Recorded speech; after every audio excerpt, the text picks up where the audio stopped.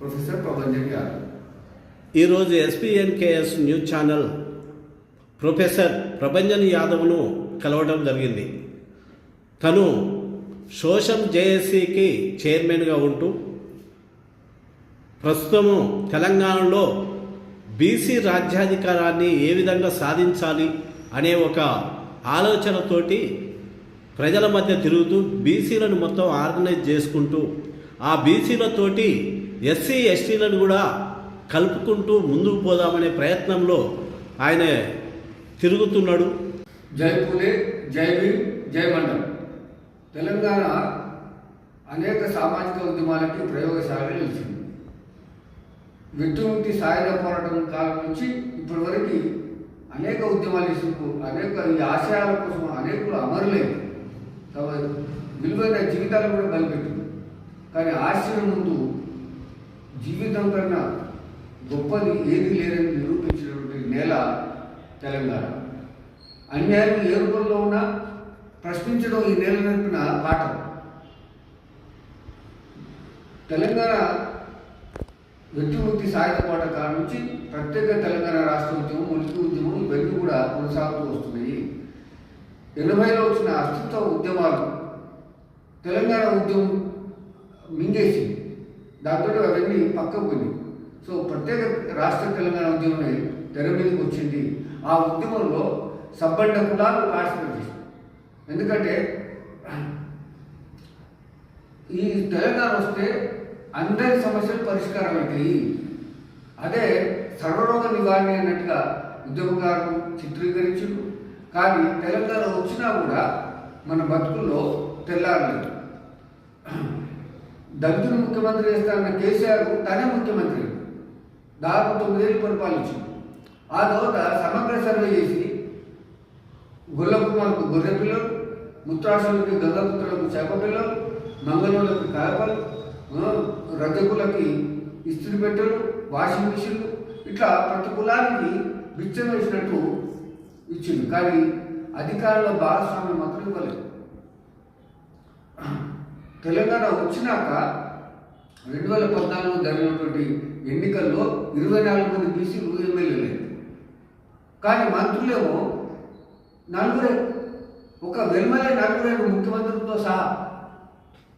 హరీష్ రావు మంత్రి, కేటీఆర్ మంత్రి, దయాకర్ రావు మంత్రి, లేకపోతే ఇంకొక దొర మంత్రి.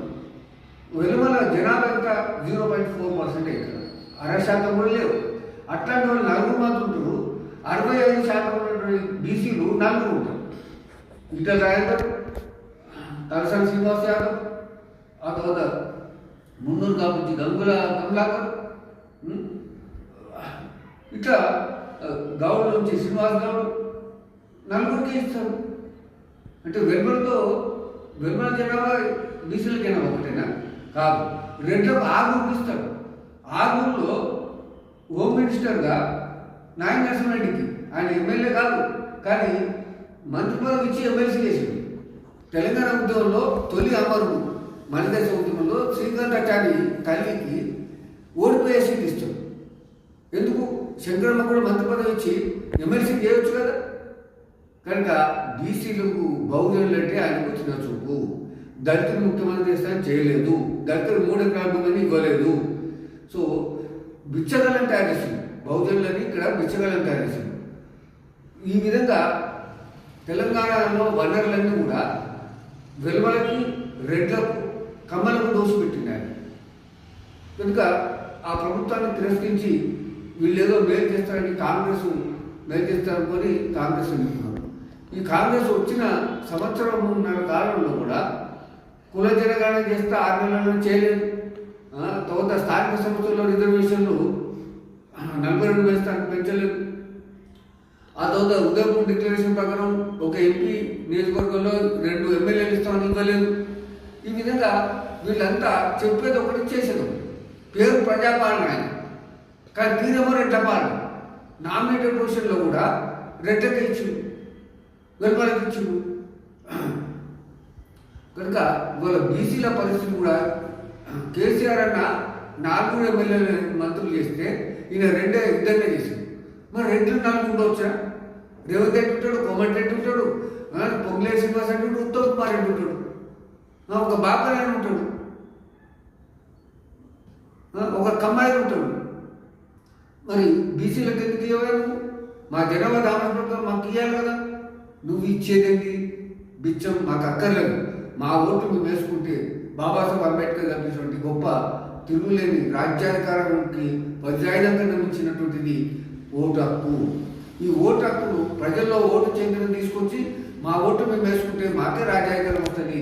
సో మా బౌద్ధుల్ని చైతన్యం చేస్తాము, వాళ్ళ దగ్గరికి పోయి ఓటు విలువ తెలియజేస్తాము. ఇవాళ ప్రతి వారు ప్రజలు ఓట్లు అమ్ముకుంటున్నాడు. అసలు పార్టీలు టికెట్ అమ్ముకుంటున్నాయి. అది ఎందుకు పరిస్థితులు? అది ఎంత దుర్మార్గం? 100 కోట్లు ఉన్నాక టికెట్ ఇస్తావా? 100 కోట్లు నీకు పార్టీ ఫండ్ ఇస్తే టికెట్ ఇస్తావా? ప్రజాస్వామ్యం ఇది, ధనస్వామ్యం. కనుక ఇవాళ మేము ప్రజల దగ్గర పోతాము. తెలంగాణలో 65% బీసీలు ఉన్నారు. ఎస్సీ ఎస్టీ మైనారిటీ మేము అందరం కూడా 97%, 93% ఉన్నాము. కనుక ఇవాళ ఓటు చైతన్యం వేస్తుంది. మొన్న కుల జనరేషన్ కూడా తప్పదడక. మా జనాభా ఎట్లా తక్కువైంది? ఆడిపత్య కులాల అగ్రకులాల జనాభా పెరుగుతుందట. ఎంత దుర్మార్గం! ఎందుకంటే 35 ఏళ్ళ వారికి అగ్రకులం ఆడపిల్లలు పెళ్లి చేసుకోవట్లేదు. మా పిల్లలు ఆడపిల్లలు 15 ఏళ్ళకే 13 ఏళ్ళ వయసులో సవత్ అవుతారు. సవత్ అయితే 15 ఏళ్ళ వరకు పెళ్ళి అవుతుంది. ఆమె 30 ఏళ్ళ వరకు అమ్మమ్మ అవుతుంది. మా జనాభా పెరుగుతున్నది. మీ జనాభా ఎట్లా పెరిగింది? మీ వాళ్ళు పెళ్ళిళ్ళు కూడా చేసుకుంటే అమెరికాలో స్థిరపడ్డ వాళ్ళని చేసుకుంటారు. అమ్మాయి అబ్బాయి అక్కడికే వెళ్ళిపోతారు, ఇక్కడ వాళ్ళైనా కూడా. సో వృద్ధ తల్లిదండ్రులు కూడా అక్కడికే తీసుకోబోతున్నారు. మీ జనాభా ఏ విధంగా 15% పెరిగింది? కనుక పెరగలేదు, మీ జనాభా తగ్గిపోయింది. కానీ ఇది వాస్తవాలను వక్రీకరిస్తూ చేసినటువంటి ఈ ఇంటర్ప్రిటేషను, ఈ తప్పుడు లెక్కలు, తప్పుడు ఇంటర్ప్రిటేషను మేము నిరసిస్తున్నాము, దాన్ని వ్యతిరేకిస్తున్నాం. అయితే ఇవాళ మేము ప్రజల వద్ద పోతున్నాం. మేము మార్చి 15 కాళీశ్రామ్ జయంతిని పురస్కరించుకొని పూలే అంబేద్కర్ ఆలోచన విధానం, కాళీశ్రామ్ కార్యాచరణని మేము ఆకలింపు చేసుకున్న వ్యక్తులుగా మేము ఇవాళ బీసీల నాయకత్వంలో బహుజన రాజ్యం ఏర్పాటు చేయడానికి బీసీ ఎస్సీ ఎస్టీ మైనారిటీలందరినీ మేము సమీకరిస్తున్నాం. ఇంకొక కుట్ర జరిగినట్టు మన ఎన్నికల్లో బీజేపీ బీసీ ముఖ్యమంత్రి వేస్తా అంటుంది. బీసీ ముఖ్యమంత్రి అయితే ఓబీసీ ప్రధానమంత్రి ఏంటి? ఏం చేసినావు నువ్వు? చట్టసభలో బీసీ రిజర్వేషన్ బిల్లు పెట్టావా? పెట్టలే. మహిళా రిజర్వేషన్లో బిల్లు పెడతావు, ఈడబ్ల్యూఎస్సీ రిజర్వేషన్ పెట్టు. ఆయన నిజమైన బీసీ కాదు. నిజమైన బీసీ అయితే చట్టసభలో రిజర్వేషన్ పెట్టి తను నిరూపించుకోవాలి. 25% మండలి కమిషన్ చేసిన సిఫార్సుల ప్రకారం చేయాలి. అలాగే నువ్వు నిజమైన బీసీ అయితే భారతదేశంలో కుల జనగణన, జనాభా లెక్కలలో కుల జనగణన చేయాలి. అది సెన్సిటివ్ ఇష్యూ. మేము చేయలేము. సెన్సిటివ్ భారతదేశము 1000 సంవత్సరాల పూర్వమే విభజించి పాలించడం పెట్టిండు. ఆర్య బ్రాహ్మణ నీతి అని మనువాదం. సో విభజించడం ఇవాళ ఎవరు ఐక్యంగా లేరు. ఇవాళ హిందువులంతా ఒక్కటిగా లేరు. బాబులైన పిల్లలు మార్కిస్తారా? మా పిల్లలు బాబులు చేసుకుంటున్నారు, చేసుకోరు కదా. కనుక ఇవాళ హిందువులు కూడా ఒక్కటనేది లేదు. హిందువుల కుల వ్యవస్థ ఉంది.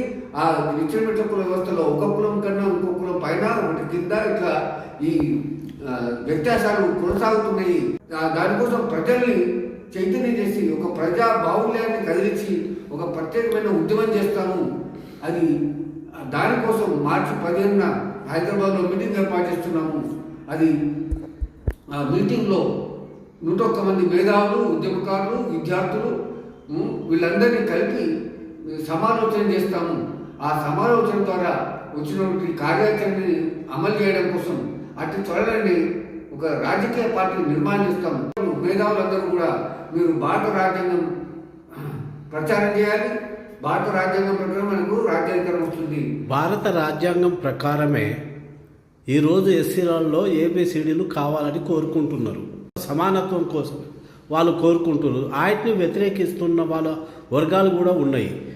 ఆ బీసీ ఆర్గనైజర్గా మీరు దీన్ని సమర్థిస్తున్నారా లేకుంటే వ్యతిరేకిస్తున్నారా?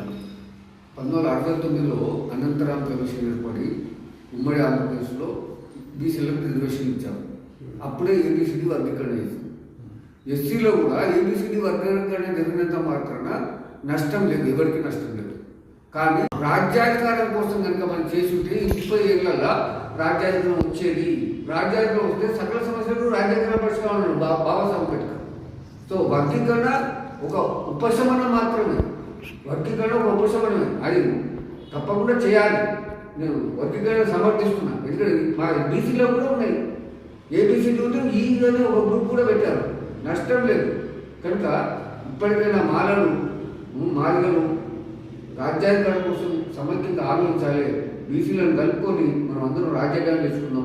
మాదిగలకి, సబ్బడ్డ బీసీ కులాలకి అందరికీ కూడా నేను, మైనార్టీలకి అందరికీ కూడా నేను చేతులెత్తి సవినయంగా నేను కోరుకుంటున్నా. మనం బహుజన ఉద్యమంలో మనం అందరం భాగస్వాములు అయిదాము. మనం రాజ్యాధికారం వచ్చినాక దాని ఫలితాలు కూడా అదే మన జనాభా దామశంలో పంచుకుందాం.